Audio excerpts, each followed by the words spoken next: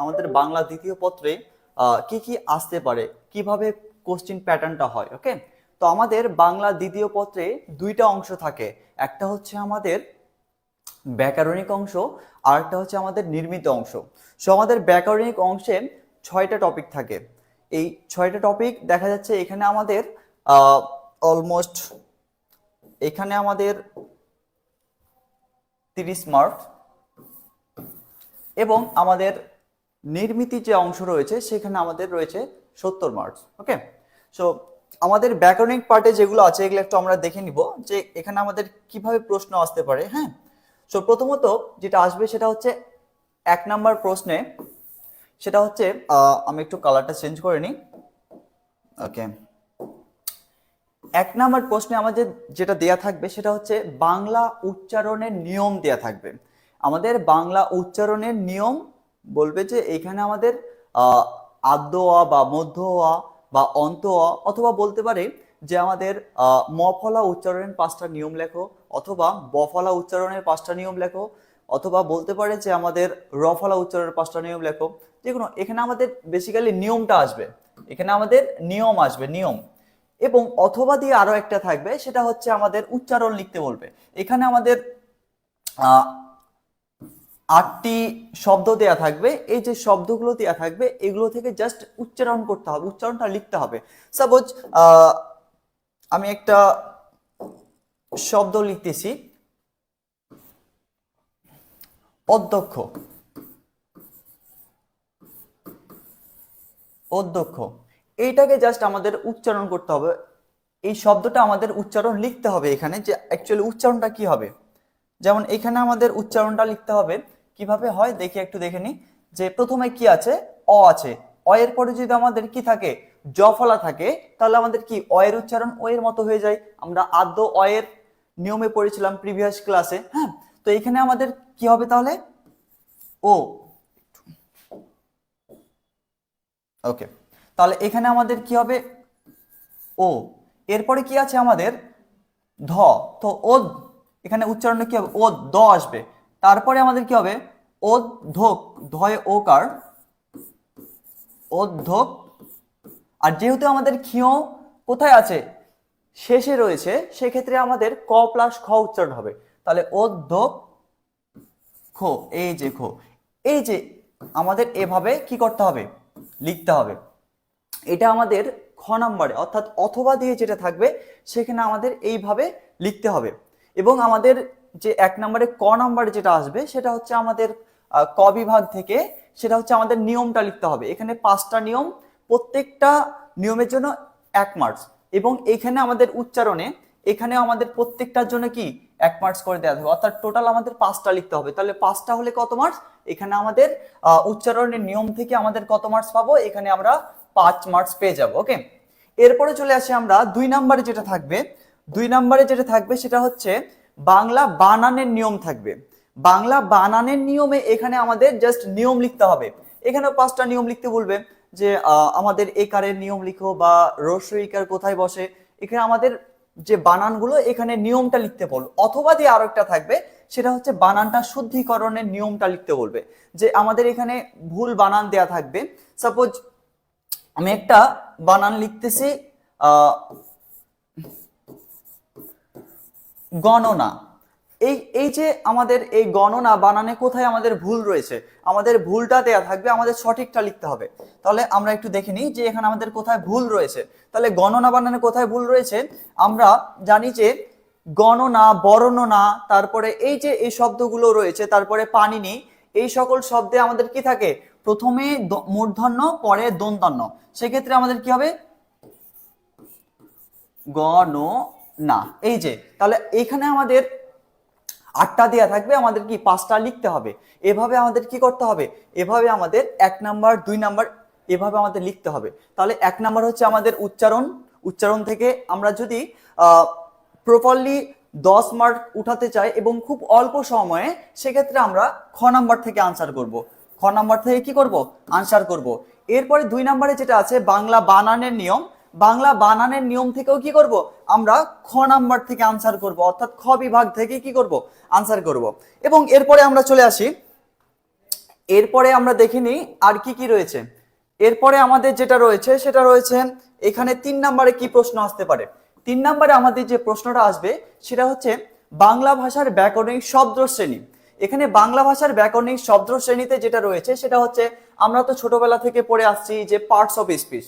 এই যে parts of speech পড়েছি ইংরেজিতে, সেই পার্টস অফ স্পিচ এটা আমাকে বাংলাতে বলা হচ্ছে যে ব্যাকরণিক শব্দ শ্রেণী। ওকে, তো এখানে ব্যাকরণিক শব্দ শ্রেণী এটা কোনটা কোন শব্দ, এটা জাস্ট আমাকে কি করতে বলবে, আইডেন্টিফাই করতে বলবে যে কোনটা নাউন, অর্থাৎ আমরা বাংলাতে যেটা বলি যে বিশেষ্য, বিশেষণ, তারপরে সর্বনাম, অব্যয়, ক্রিয়া, তারপরে ক্রিয়া বিশেষণ, তারপরে কোনটা আবেগ সূচক শব্দ, কোনটা বিস্ময় সূচক শব্দ, এভাবে আমাদের কি এটা আমাদের ইন্ডিকেট করতে বলবে। তো একইভাবে আমাদের এটা হচ্ছে আমাদের কি, এখানে আমাদের অলমোস্ট 8টা দেওয়া থাকবে, 5টা লিখতে হবে।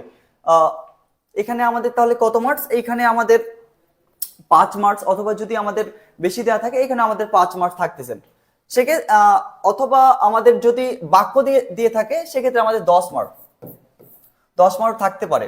এরপরে চলে আসি, বেসিক্যালি 5 মার্কসই আছে এখান থেকে। এরপরে আমরা চলে আসি, এখান থেকে আমাদের সমাস থাকবে। এই যে সমাস, তো এখানে আমাদের সমাসে কি থাকবে, সমাস অথবা আমরা উপসর্গ থেকে আনসার করতে পারি, সমাস অথবা উপসর্গ। আমাদের সমাসের একটু পরে আমরা সমাসের ক্লাসটা শুরু করব, এর আগে আমরা একটু দেখে নিই যে এই যে 4 নাম্বার প্রশ্নে আমরা দুইটা থাকবে এখানে আমাদের টপিক, সেটা হচ্ছে একটা হচ্ছে সমাস অথবা আমাদের কি উপসর্গ। আমরা যে কোনো একটা বিভাগ থেকে আমরা কি প্রশ্নটা করতে পারি। তোমাদের যদি কারো প্রশ্ন থাকে তাহলে তোমরা প্রশ্ন করতে পারো আমাকে। ওকে, এরপরে এখানে হয়তো আমরা সমাস থেকে করতে পারি অথবা উপসর্গ। তো উপসর্গের ক্লাস ইতিমধ্যেই গত ক্লাসে আমি নিয়েছি এবং সমাসের ক্লাসটা রানিং চলতেছে, এবং একের পর এক ক্রমান্বয়ে আমাদের ক্লাসগুলো সব এখানে আমরা নিব এই বিদ্যালয়ে। ওকে, এরপরে আমরা 5 নাম্বার চলে আসি। 5 নাম্বারে যেটা থাকবে, 5 নাম্বারে সেটা হচ্ছে আমাদের বাক্য রূপান্তর। বাক্য রূপান্তর, এই বাক্য রূপান্তরে কি থাকবে, বাক্য রূপান্তরে আমাদের 3 কোয়ালিটির প্রশ্ন আসবে। একটা হচ্ছে আমাদের সরল, জটিল, যৌগিক, যেটা আমরা ইংরেজিতে কি বলি, সিম্পল, কমপ্লেক্স, কম্পাউন্ড। ওকে, এবং আরেকটা থাকবে অস্থিবাচক আর নেতিবাচক, এই 2 কোয়ালিটি। তাহলে 1 নাম্বার হচ্ছে আমাদের কি, 1 নাম্বার আমাদের এখানে যেটা থাকবে সেটা হচ্ছে 1 নাম্বার হচ্ছে আমাদের সরল, জটিল, যৌগিক।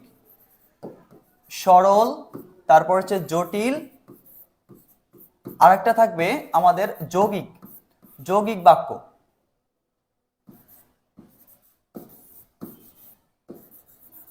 যৌগিক বাক্য। এবং 2 নাম্বার যেটা থাকবে আমাদের, 2 নাম্বার যে কোয়ালিটির প্রশ্ন থাকবে সেটা হচ্ছে অস্থিবাচক আর নেতিবাচক। অস্থিবাচক, অস্থিবাচক আর কি নেতিবাচক, নেতিবাচক। এবং 3 নাম্বার যেটা থাকবে সেটা হচ্ছে আমাদের অনুজ্ঞা সূচক, বর্ণনা সূচক, তারপরে বিস্ময় সূচক বা প্রশ্নবোধক। এই যে আমাদের 5টা থাকবে এইখানে। তাহলে এই যে এটা হচ্ছে আমাদের কি বাক্য রূপান্তর, অর্থাৎ আমাকে বলবে যে একটা বাক্য দিবে, হয় সরল দিতে পারে বা জটিল দিতে পারে, যৌগিক দিতে পারে, পাশে লিখে দিবে যে এটা আমাদের কি সরল করো, অথবা বলতে পারে যে অস্থিবাচক করে দেখাও, অথবা বলতে পারে যে নেতিবাচক করে দেখাও, অথবা বলতে পারে যে আমাদের এটা প্রশ্নবোধক শব্দ করো, এভাবে আমাদের পাশে লিখে দিবে। এরপরে চলে আসে আমাদের 6 নাম্বার কি আসবে। 6 নাম্বারে আমাদের যেটা আসবে সেটা হচ্ছে বাক্য শুদ্ধিকরণ। আমরা 2 নাম্বারে পড়েছি যে বানান শুদ্ধিকরণ, কিন্তু এখানে আমাদের আসবে বাক্য শুদ্ধিকরণ। সেখানে আমাদের বানানটা ভুল থাকবে, কিন্তু এখানে আমাদের কি থাকবে, এখানে আমাদের বাক্যটা ভুল থাকবে। এবং এই বাক্য ভুল থাকবে, এটা হচ্ছে বাক্যটা আমাদের শুদ্ধ করতে হবে। একইভাবে অথবা দিয়ে আরেকটা থাকবে, সেটা হচ্ছে আমরা অনুচ্ছেদ শুদ্ধিকরণ, অর্থাৎ আমাদের একটা অনুচ্ছেদ দিবে, একটা প্যারা দিবে, এখানে আমাদের ভুল দেয়া থাকবে এবং এটাকে আমাকে কি করতে হবে, কারেকশন করতে হবে, সেখানে কোথায় কোথায় ভুল রয়েছে। আমাদের সাথে কে কে সংযুক্ত আছো একটু কমেন্ট করে জানিয়ে দাও।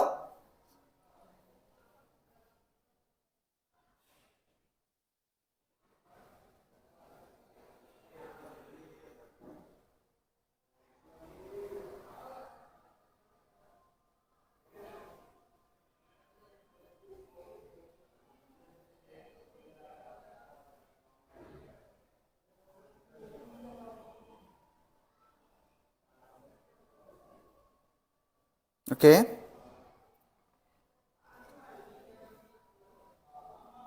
কারো কোনো প্রশ্ন থাকলে বলো,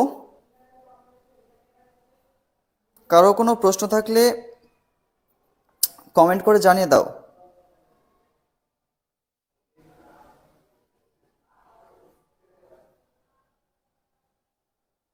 ওকে,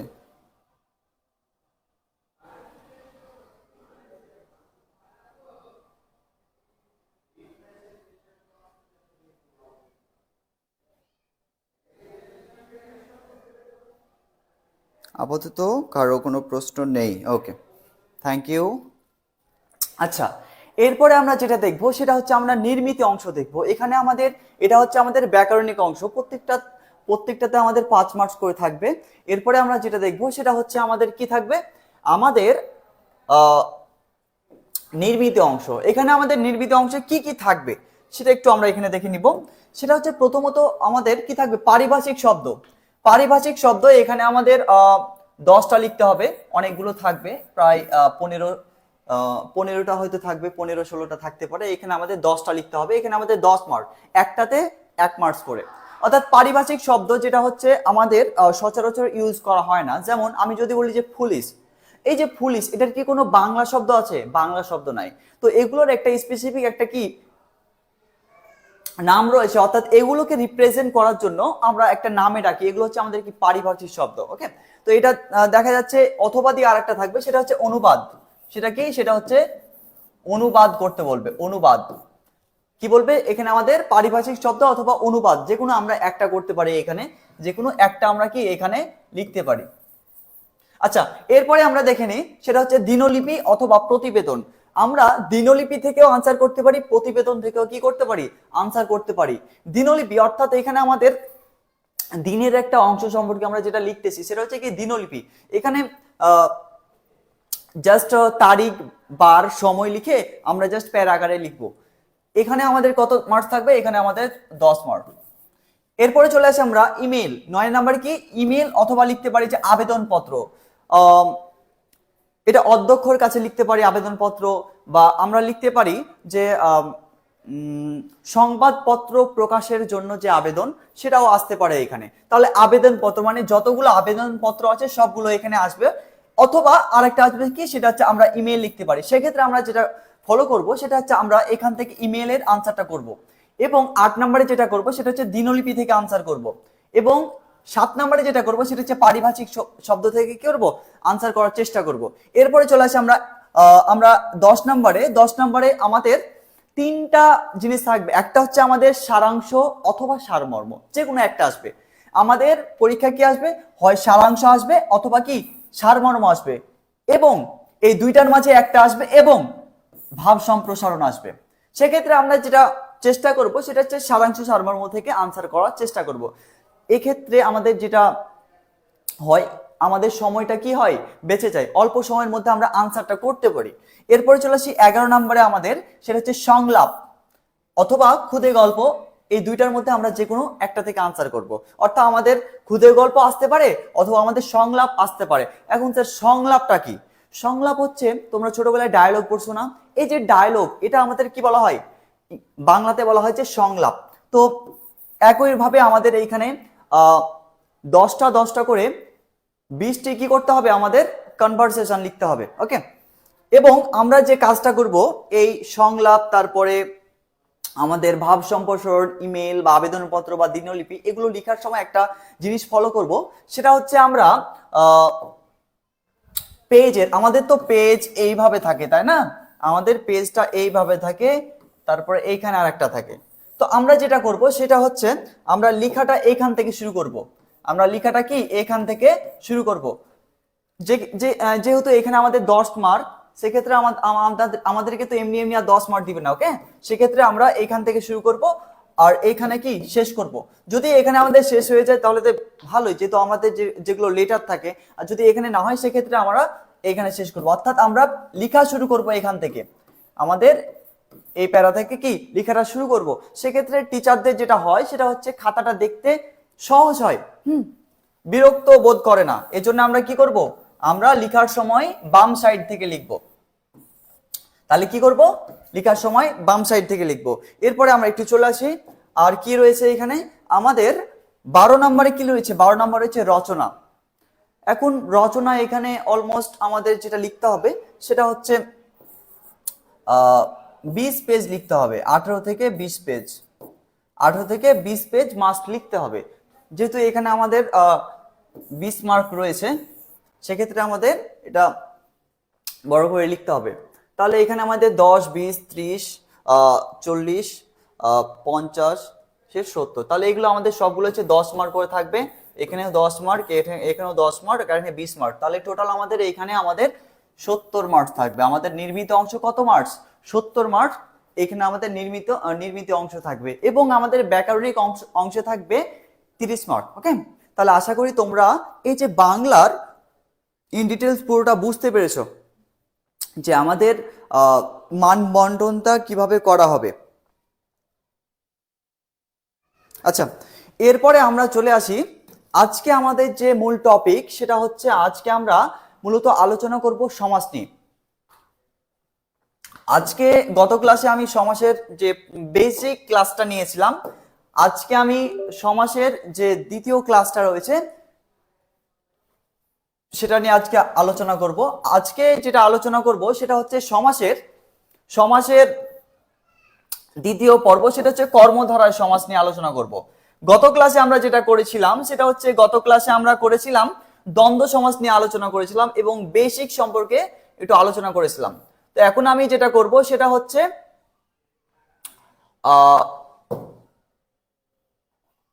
কর্মধারায় সমাস।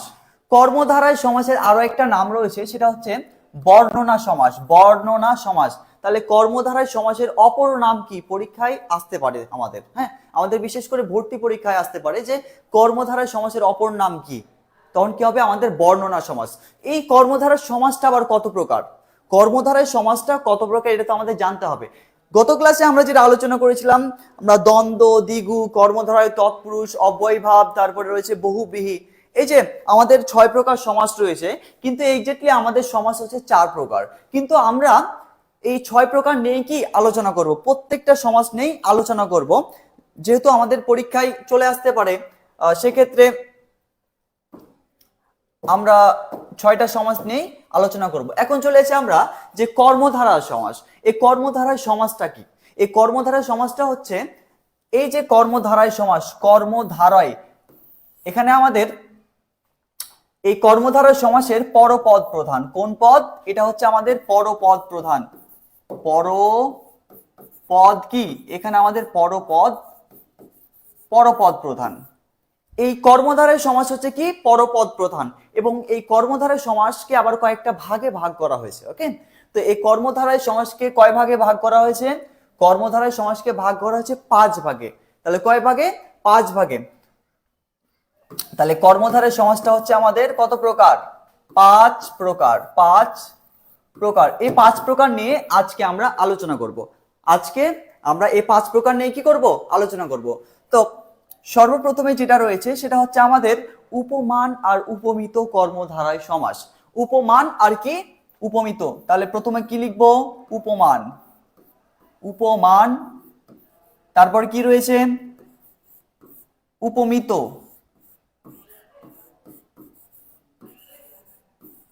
উপমিত, তাহলে উপমান, উপমিত, তারপরে আমাদের কি রয়েছে? আমাদের রয়েছে মধ্য পদলোপী কর্মধারায় সমাস।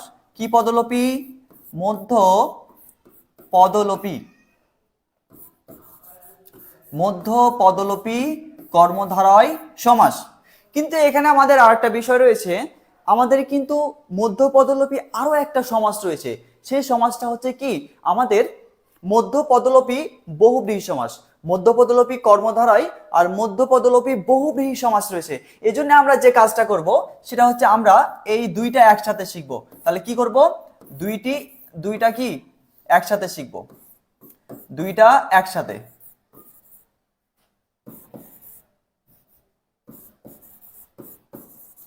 দুইটা একসাথে শিখবো। ওকে, এরপরে চলে আসি আমরা 4 নাম্বার। 4 নাম্বার হচ্ছে আমাদের রূপক কর্মধারায় সমাস। রূপক কর্মধারায় সমাস। এবং 5 নাম্বার রয়েছে, সেটা হচ্ছে সাধারণ কর্মধারায় সমাস। কি স্যার? সাধারণ কর্মধারায় সমাস। এই ছিল আমাদের কর্মধারয় সমাস নিয়ে আলোচনা। তাহলে প্রথমত আমাদের কি রয়েছে? উপমান, উপমিত, মধ্যপদলোপী, রূপক আর কি সাধারণ কর্মধারয় সমাস। আর আজকে আমাদের যে মূল বিষয় সেটা হচ্ছে এই কর্মধারয় নিয়ে। সো চলে যাই আমরা নেক্সট। এখন আমরা যেটা আলোচনা করব সেটা হচ্ছে উপমান আর উপমিত, এই দুইটা কর্মধারয় সমাস আমরা কিভাবে বুঝবো। অনেক স্টুডেন্ট এই দুইটা যে উপমান আর উপমিত, এই দুইটা মধ্যে একটা প্যাচ সৃষ্টি হয়ে যায়। তো আজকের পর থেকে আশা করি আর কোনোদিন ভুলবো না যে উপমান আর উপমিত এর মধ্যে যে পার্থক্যটা রয়েছে সেটা আমরা আজকে দূর করে দিব। তাহলে দেখিনি আমরা প্রথমত উপমান, এই যে উপমান কর্মধারয় সমাস। উপমান, এই যে দেখো মান, মান মানে কি? মান মানে হচ্ছে ইমান। এই যে মান, ইমানের, আমরা যে ইমান, ইমান কাকে বলা হয়? যার ইমান আছে, যে সত্য কথা বলে তাকে ইমানদার বলা হয়। তো আমরা ইমান শব্দে কি পাচ্ছি? এই যে মান, শেষে মান শব্দটা পাচ্ছি না? তাহলে ইমান মানে কি? যে সত্য কথা বলে। যে কি বলে? সত্য কথা বলে। ওকে, তাহলে উপমান আমরা কিভাবে চিনবো? যে সর্বদা সত্য কথা বলে তাই কি বলা হচ্ছে? উপমান হিসেবে। অর্থাৎ আমাদের যে সমাজটা থাকবে সেটা হচ্ছে সত্যতা প্রকাশ পাবে। ওকে, তাহলে আমরা দেখে নিই তাহলে সত্যতা কিভাবে প্রকাশ পায়। এরপরে আমাদের কি থাকবে? এই উপমান কর্মধারয় সমাসে দুইটা জিনিস থাকে আমাদের সমস্ত পদে, একটা হচ্ছে পূর্বপদ আর একটা হচ্ছে পরপদ, যেটাকে আমরা শেষ পদ বলতে পারি। তো এই দুই পদের মধ্যে প্রথম যে পদটা থাকবে সেটা হচ্ছে নাউন থাকবে, এবং পরপদ বা শেষ পদ সেটা হচ্ছে অ্যাডজেক্টিভ, অ্যাডজেক্টিভ থাকবে। ওকে, এবং আমি একটু আগে বললাম যে এটা কি হবে? সমস্ত পদে সত্যতা প্রকাশ পাবে বা সত্য হলে সেটা কি হয়? আমাদের উপমান কর্মধারয় সমাস। এবং আরো একটা চিনার উপায় হচ্ছে, সেটা হচ্ছে কি? উপমান কর্মধারয় সমাসে ব্যাস বাক্যে ন্যায় কথাটা মাঝে বসাবো। ওকে, তাহলে ব্যাস বাক্য ন্যায় কথাটা কোথায় বসাবো? মাঝে বসাবো। তাহলে আমরা এখন দেখে নিই যে আমরা উপমান কর্মধারয় সমাসটা আসলে কিভাবে নির্ণয় করতে পারি। তাহলে দেখি, এই যে বিগত বছরের প্রশ্ন থেকে নিয়ে এসেছি এগুলো। এখন আমরা দেখে নিই যে অরুণ ডাঙা। আচ্ছা, অরুণ, এই অরুণ মানে কি বলতো? অরুণ মানে কি? অরুণ মানে যে সূর্যকে বোঝাচ্ছে। অরুণ মানে কি? তাহলে অরুণ মানে হচ্ছে সূর্য। অরুণ মানে হচ্ছে কি? অরুণ মানে হচ্ছে সূর্য। এই অরুণ মানে কি? অরুণ মানে হচ্ছে কি? অরুণ মানে হচ্ছে সূর্য, সূর্য। এবং রাঙা, রাঙা মানে কি? রাঙা মানে হচ্ছে রঙিন। তাহলে এখন প্রশ্ন করো তো, অরুণ কি রাঙা হয় বা সূর্য কি রঙিন হয়? এখন নিজে নিজে প্রশ্ন করো।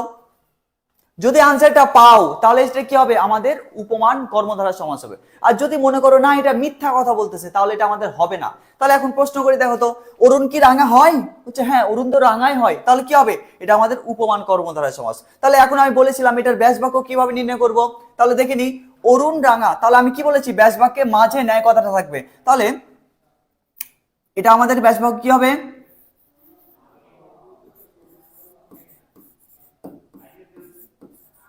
অরুণের ন্যায় কি হবে? এই যে রাঙা। তাহলে আমাদের ব্যাস বাক্য করা শেষ। তাহলে আমাদের পরীক্ষায় যেটা থাকবে অরুণ রাঙা, এটা দেওয়া থাকবে সমাসে। আর আমাদের কি করতে হবে? ব্যাস বাক্য লিখতে হবে এবং সমাসের নামটা লিখতে হবে। দ্যাটস ইট, আর কিছু না। এরপরে প্রশ্ন করো তো যে ভ্রমর কৃষ্ণ। আচ্ছা, ভ্রমর, এই যে ভ্রমর, ভ্রমর কি কৃষ্ণ? কৃষ্ণ মানে কি? কৃষ্ণ মানে হচ্ছে কালো। কৃষ্ণ মানে কি? কৃষ্ণ মানে হচ্ছে কালো। আচ্ছা, ভ্রমর কি কৃষ্ণ হয়? ভ্রমর কি কৃষ্ণ হয়? ভ্রমর তো কৃষ্ণই হয়। অর্থাৎ ভ্রমর তো আর সাদা হয় না, তাই না? সেক্ষেত্রে আমাদের কি হবে? এটা আমাদের সত্যতা প্রকাশ পাচ্ছে, এজন্য এটা আমাদের কি হবে? উপমান কর্মধারয় সমাস। তাহলে এটা আমরা একটু ব্যাস বাক্য করে নিই। দেখো তাহলে যে, তাহলে এখানে কি হবে? আমাদের অ্যাডজেক্টিভ কি হবে? প্রথম হবে। সেক্ষেত্রে অরুণ রাঙা, ভ্রমর, ভ্রমরের ন্যায় রাঙা।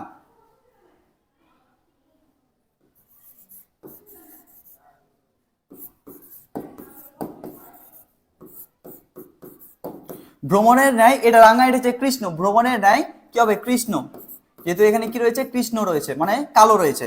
একইভাবে আমরা দেখিনি দুধ সাদা। আচ্ছা বলো তো, দুধ কি সাদা হয়? দুধ তো সাদাই হয়, দুধ তো আর কখনো কালো হয় না। কালো হয়? কালো হয় না। তাহলে এটা কি হবে? এটা হচ্ছে আমাদের উপমান কর্মধারয় সমাস। তাহলে এটার ব্যাস বাক্য কি হবে?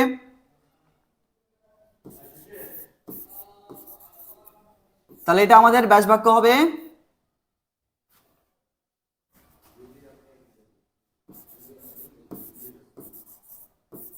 দুধের ন্যায় সাদা। ন্যায় কি? দুধের ন্যায় কি হবে? সাদা হবে। এরপরে দেখো আমরা চলেছি কাজল কালো। আচ্ছা, কাজল কি কালো হয়? আবার প্রশ্ন করো তো, কালো কি কাজল হয়? তাহলে এখানে আমাদের দুটোই তো সত্য।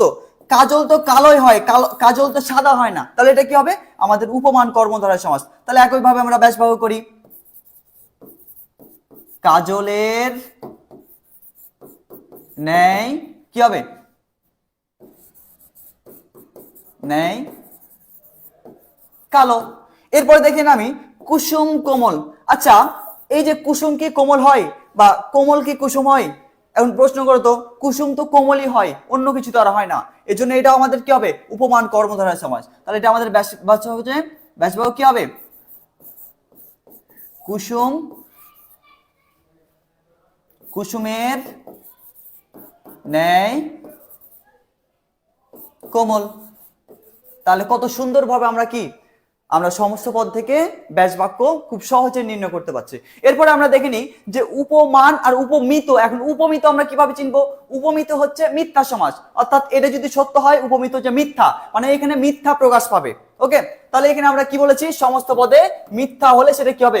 উপমিত কর্মধারয় সমাস। এবং এটা হবে আমাদের নাউন প্লাস নাউন। পূর্বে আমি বলেছি এটা হচ্ছে উপমান হবে আমাদের নাউন প্লাস অ্যাডজেক্টিভ, আর উপমিত কি হবে? দুইটাই নাউন হবে, দুইটা কি হবে? সেম হবে, একই রকম, দুটাই একই রকম হবে, সেম হবে। এবং এখন এখানে আমাদের ব্যাস বাক্যটা কি হবে? ব্যাস বাক্যে আমি বলেছি উপমান এখানে মাঝে ন্যায় কথাটি বসবে, এবং উপমিত এই কর্মধারয় সমাসে শেষে কি হবে? ন্যায় কথাটা বসবে। তাহলে ন্যায় কথাটা কোথায় থাকবে? শেষে থাকবে। এবং আমরা তাহলে এখন দেখে নিই অ্যাকচুয়ালি এগুলো আমাদের উপমিত কর্মধারয় সমাস কিনা, একটা আমরা একটু আইডেন্টিফাই করি। এখন দেখো তো, ফুল কুমারী। আচ্ছা, ফুল কি কখনো কুমারী হতে পারে, বা কুমারী কি কখনো ফুল হতে পারে? একটু নিজেকে প্রশ্ন করে দেখো তো। তাহলে এখানে আমাদের ফুল কি কখনো কুমারী হতে পারে? না। তাহলে আনসার কি হবে? না, অর্থাৎ মিথ্যা প্রকাশ পাচ্ছে। তাহলে এখানে আমাদের কি হবে? এখানে আমাদের কিন্তু ফুল কুমারী, এখানে ফুলের ন্যায় কুমারী হবে না, এখানে হচ্ছে কুমারী ফুলের ন্যায় হবে। তাহলে কুমারীটা আগে বসবে, কুমারী ফুলের ন্যায়। এরপরে চলেছি অধর পল্লব। অধর পল্লব। তো এখানে অধর মানে কি? অধর মানে হচ্ছে ঠোঁট। আচ্ছা, ঠোঁট কি কখনো পল্লব মানে পাতা হতে পারে? ঠোঁট কি কখনো পাতা হতে পারে? অধর মানে কি? অধর মানে হচ্ছে ঠোঁটকে বোঝাচ্ছে। অধর মানে কি? ঠোঁট। আর পল্লব মানে হচ্ছে পাতা। আচ্ছা বলো তো, ঠোঁট কি কখনো পাতা হতে পারে, বা পাতা কি কখনো ঠোঁট হতে পারে? পারে না। তাহলে কি সমাস? আমাদের মিথ্যা সমাস। তাহলে এটা আমাদের কি হবে? উপমিত কর্মধারয় সমাস। তাহলে হচ্ছে এখানে আমাদের কি হবে? অধর পল্লবের নাই। That's it. এরপরে চলে আসি পদ্মলোচন। পদ্ম কি? পদ্ম মানে হচ্ছে পাতা। তো পদ্ম কি কখনো লোচন হতে পারে? পারে না। তাহলে একইভাবে আমাদের কি হবে? এটা আমাদের উপমিত হবে। একইভাবে দেখি চাঁদ মুখ বা চাঁদ মুখ। এই যে চাঁদ, চাঁদের সাথে মুখের একটা কি তুলনা করে বোঝাচ্ছে, অর্থাৎ অভেদ কল্পনা করে বোঝাচ্ছে, মানে এখানে কি তুলনা করে বোঝাচ্ছে, কার সাথে কার তুলনা একটু দেখতে হবে। আচ্ছা, এখানে যদি বলা হয় যে যে প্রিয় মানুষকে বলতেছে যে চাঁদটা তোমার মুখের মতো, নাকি প্রশ্ন করে যে মুখটা তোমার চাঁদের মতো, কোনটা বলে? বলে যে মুখটা তোমার চাঁদের মতো, এভাবে বলে না? তো এখানে কার সাথে কার তুলনা করা বোঝাচ্ছে সেটা আমাদের দেখতে হবে, যে মুখের সাথে চাঁদের তুলনা করা বোঝাচ্ছে। যদি মুখের সাথে চাঁদের তুলনা করা বোঝায়, অর্থাৎ কার? মুখের, তাহলে মুখের যার তুলনা করা বুঝেছে সে আগে বসবে, ব্যাস বাক্যে সে কোথায় বসবে? প্রথমে বসবে। এবং যার সাথে, তার কার সাথে? চাঁদের সাথে, তাহলে চাঁদটা পরে বসবে। আর এখানে একটা প্রশ্ন হচ্ছে, চাঁদ কি কখনো মুখ হতে পারে, বা মুখ কি কখনো চাঁদ হতে পারে? পারে না, কখনোই সম্ভব না। তাহলে এটা হচ্ছে মিথ্যা কথা বলতেছে, এর জন্য এটা কি হবে? আমাদের মিথ্যা সমাস হবে। এবং এই মিথ্যা সমাস যদি হয় তাহলে আমাদের কি হবে? উপমিত কর্মধারয় সমাস। তাহলে এখানে কি হবে? মুখ, মুখ চাঁদের কি হবে? ন্যায়। এই যে ন্যায় কথাটা শেষে বসতেছে, সেক্ষেত্রে আমাদের কি হবে? এটা আমাদের উপমিত। এরপরে প্রশ্ন করতো সিংহ পুরুষ। পুরুষ কি কখনো সিংহ হতে পারে, বা সিংহ কি কখনো পুরুষ হতে পারে?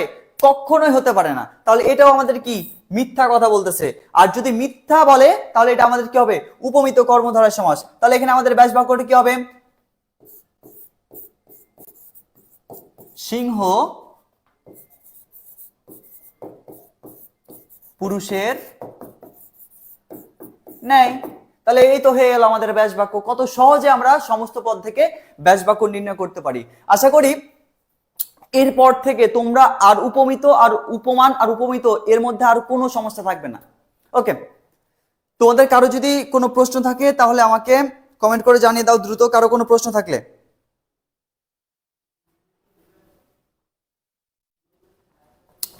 এরপরে আমরা চলে আসি,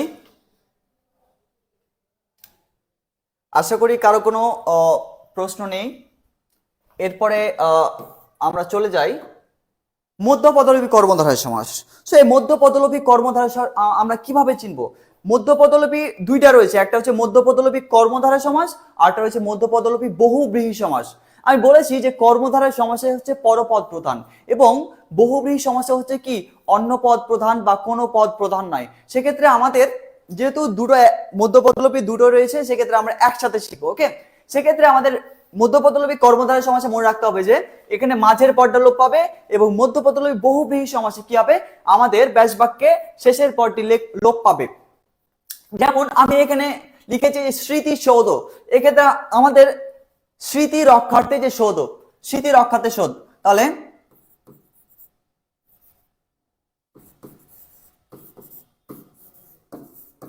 স্মৃতি রক্ষার্থে,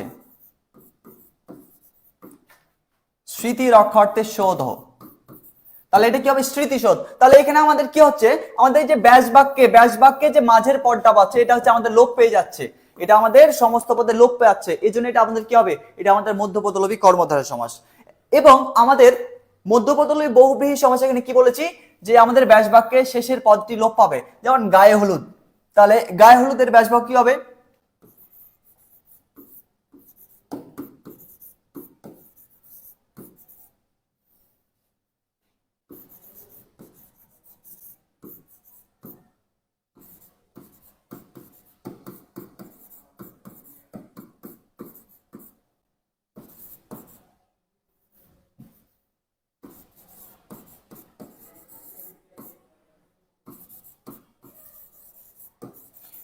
গায়ে হলুদ দেয়া হয় যে অনুষ্ঠানে। তাহলে এখানে একটু লক্ষ্য করো যে আমি যখন লিখতেছি গায়ে হলুদ, তখন এখান থেকে আমাদের এই যে গায়ে হলুদ এইটুকু থাকতেছে, কিন্তু আমাদের বাকি যে পদগুলো রয়েছে দেয়া হয় যে অনুষ্ঠানে, এগুলো আমাদের কি লোপ পেয়ে যাচ্ছে, অর্থাৎ হারিয়ে যাচ্ছে।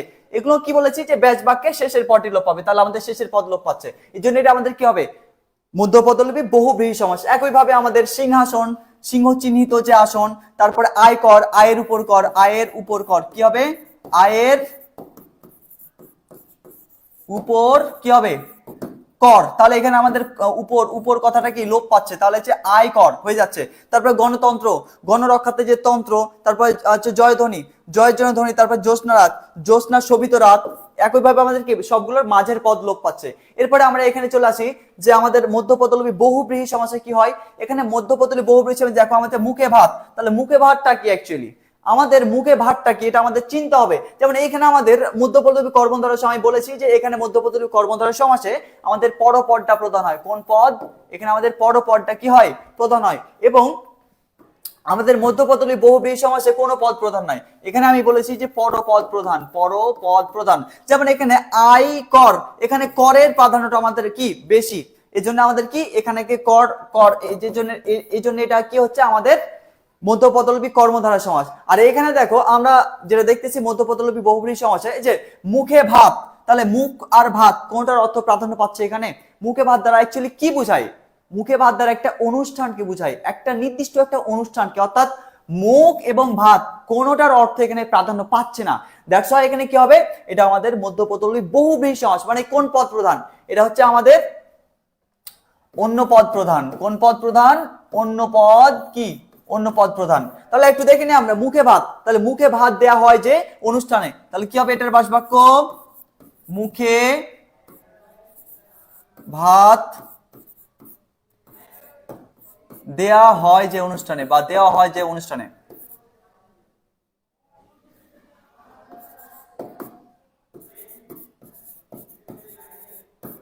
তাহলে এটা কি, এটা হচ্ছে আমাদের কোন সমাস?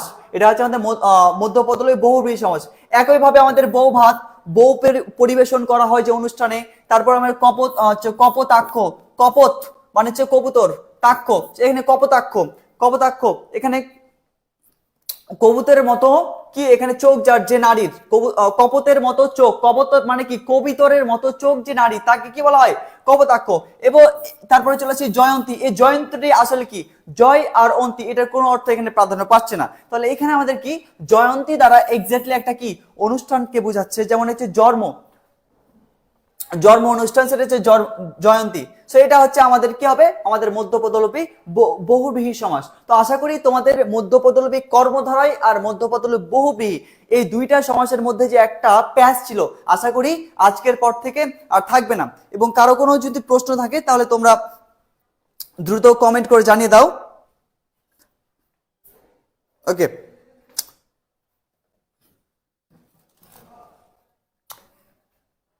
এরপরে আমরা চলে আসি, সেটা হচ্ছে আমাদের রূপক কর্মধারয় সমাস। সিম্পল বিষয় একটা, সেটা হচ্ছে রূপক কর্মধারয় সমাসটা আমরা চিনব কিভাবে?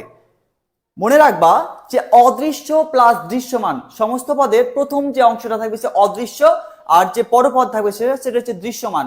অর্থাৎ প্রথমটা দেখা যায় না, পরেরটা দেখা দেয়, দ্যাটস ইট। এটা হচ্ছে আমাদের কি রূপক কর্মধারয় সমাস। তাহলে এখানে আমাদের কি হবে, যেমন দেখো প্রাণ পাখি, প্রাণ কি দেখা যায়?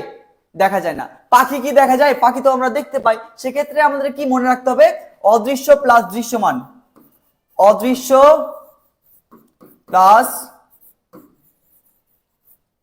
দৃশ্যমান, দ্যাটস ইট। এটা আমাদের কি হবে, এটা হচ্ছে আমাদের রূপক কর্মধারয় সমাস।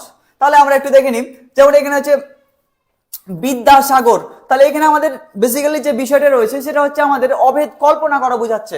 আমাদের পূর্বপদ আর পরপদের মধ্যে একটা কি সমস্ত পদের দু অংশের মধ্যে অভিন্ন কল্পনা করা বোঝাচ্ছে বা অভেদ কল্পনা করা বোঝাচ্ছে। তাহলে এটা আমাদের কি হবে, রূপক কর্মধারয় সমাস। যেমন আমি এখানে যদি বলি যে বিদ্যাসাগর, এটা বিদ্যাটা এমন যে সাগরের সাথে তুলনা করা হচ্ছে, অর্থাৎ বিদ্যার কোনো কি শেষ নাই। তো এখানে আমাদের কি সাগরের এই যে জ্ঞান বা বিদ্যা, এটা কেমন, এটা কার সাথে? সাগর। যেমন সাগরের কোনো শেষ নাই, তেমন কি রয়েছে আমাদের বিদ্যার জ্ঞান অর্জন আমরা যতই করি না কেন এর কোনো সীমা নাই বা শেষ নাই। তাহলে এখানে বিদ্যার সাথে সাগরে কি একটা অভেদ কল্পনা করে বোঝাচ্ছে। তাহলে এখানে আমাদের কি হবে, এটা তো বিদ্যা তো আমরা দেখতে পাই না, সাগর দেখতে পাই, তাহলে বিদ্যা রূপ সাগর। তাহলে আমরা আরেকটা জিনিস মনে রাখবো যে আমরা যখন রূপক কর্মধারয় সমাসে ব্যাস বাক্য করবো, জাস্ট মাঝে একটা কি রূপ বসা দিব। তাহলে কি হবে, ব্যাস বাক্যে মাঝে রূপ বসা দিলে আমাদের শেষ। যেমন বিদ্যাসাগর, বিদ্যা রূপ সাগর, সাগর। ওকে, তাহলে বিদ্যাসাগর। একইভাবে ক্ষুধা নল, ক্ষুধা রূপ নল, ক্ষুধা তো দেখা যায় না, নল কি দেখা যায়, তাহলে আমাদের কি হবে, ক্ষুধা নল। একইভাবে দিল দরিয়া, দিল দরিয়া, দিল কি দেখা যায়, মনটা কি দেখা যায়? দেখা যায় না। দরিয়া, তাহলে দরিয়া তো দেখা যায়, সেক্ষেত্রে আমাদের কি হবে, দিল রূপ দরিয়া।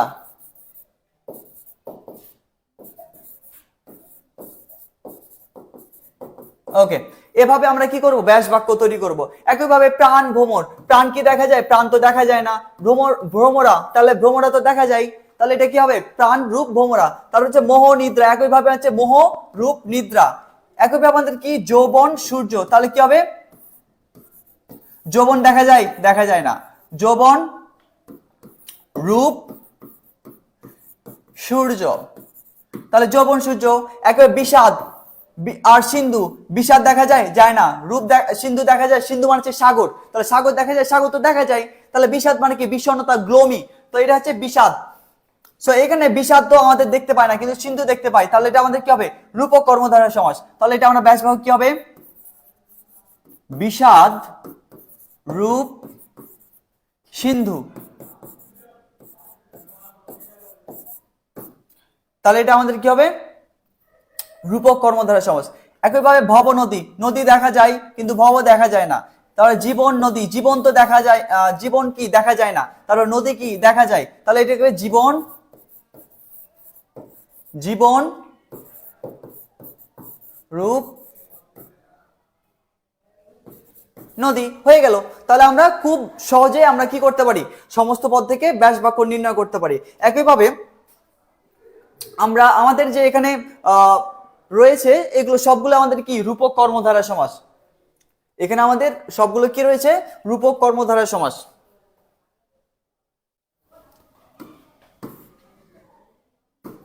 সর্বশেষ যেটা রয়েছে সেটা হচ্ছে 5 নাম্বার, সেটা হচ্ছে আমাদের সাধারণ কর্মধারয় সমাস। এই সাধারণ কর্মধারয় সমাস আবার কয়েক ভাগে ভাগ করা হয়েছে, অর্থাৎ আমাদের সাধারণ কর্মধারয় সমাস কয়েক ভাবে হতে পারে। যেমন নাউন প্লাস অ্যাডজেক্টিভ হতে পারে, অ্যাডজেক্টিভ প্লাস নাউন হতে পারে, নাউন প্লাস অ্যাডজেক্টিভ হতে পারে, অ্যাডজেক্টিভ প্লাস অ্যাডজেক্টিভ হতে পারে, নাউন প্লাস নাউন হতে পারে। এবং আরেকটা রয়েছে পুরুপদ ও পরপদ উভয় পদে ক্রিয়াবাচক। ক্রিয়াবাচক কি বিশেষ্য যোগে আমাদের কি হয়, আমাদের রূপক কর্মধারয় সাধারণ যে রূপক কর্মধারয় সমাসটা হয়ে থাকে, সরি এটা হচ্ছে আমাদের সাধারণ কর্মধারয় সমাস। তো এখানে আমাদের কি হয় সাধারণ কর্মধারয় পুরোপদ ও পরপদ উভয় ক্রিয়াবাচক বিশেষ্য যোগে, বিশেষ্য মানে কি নাউন যোগে। যেমন ঘষা আর মাজা, এটা ক্রিয়াবাচক নাউন বুঝাচ্ছে, তাহলে ঘষা মাজা। তারপর হচ্ছে ধোয়া মোছা, ধোয়া মোছা। তারপর হচ্ছে আসা যাওয়া, আসা যাওয়া। তো এখানে যে বিষয়টা রয়েছে যে আমাদের ঘষা আর মাজা, এখানে এক্স্যাক্টলি আমাদের আমি বলেছি কর্মধারয় সমাসে পরপদ প্রধান, তাহলে এখানে তোমার ঘষা এখানে মাজার প্রাধান্যটা বেশি পাচ্ছে। ওকে, এখানে তুমি ঘষা আর যাই করো মাজা, মাজার কথা বলছে। তারপরে যে বলতেছে ধোয়া মোছা, তারপরে আসা যাওয়া, তারপরে যে বলছে দেওয়া নেওয়া। এখন দেওয়া নেওয়া অ্যাকচুয়ালি বলতে কি বোঝায়, এখন সাপোজ তোমার একটা বন্ধু তোমাকে নিয়ে বাইরে যাবে, তো বলতেছে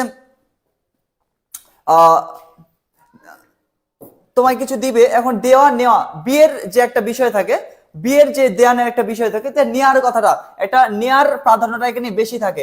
একইভাবে নাওয়া খাওয়া, এখানে কি রয়েছে নাওয়া খাওয়া।